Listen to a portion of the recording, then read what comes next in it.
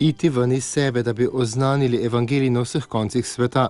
Tako je papež Frančišek spodbudil apostolske nuncije, ki so se 17. septembra zjutraj med svojim srečanjem v sklopu jubileja udeležili svete maše v kapeli doma svete Marte.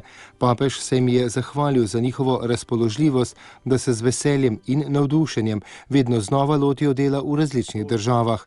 Med homilijo je papež poudaril, da ko pride v novo državo, mora nuncij uresničiti še en izhod, iti mora ven iz sebe, da bi spoznal, da bi bil v dialogu, da bi preučil kulturo, način mišljenja. Sveti oče se je pošalil, da mora nuncij ven iz sebe tudi, ko gre za sprejeme, ki so pogosto dolgočasni, a tudi tam se seje. Seme je vedno dobro, je poudaril papež Frančišek in dodal: Jezus pravi, da sejalec seje seme, pšenico, nato pa počiva, kajti Bog je tisti, ki poskrbi za njegovo kal in rast. Tudi nuncij mora ven iz sebe nasproti Gospodu, ki omogoči rast in kal semena. Ven iz sebe pa mora tudi pred tabernakljem, v molitvi in adoraciji. Nuncij, ki sam časti njega, ki omogoča rast, njega, ki da življenje, je veliko pričevanje.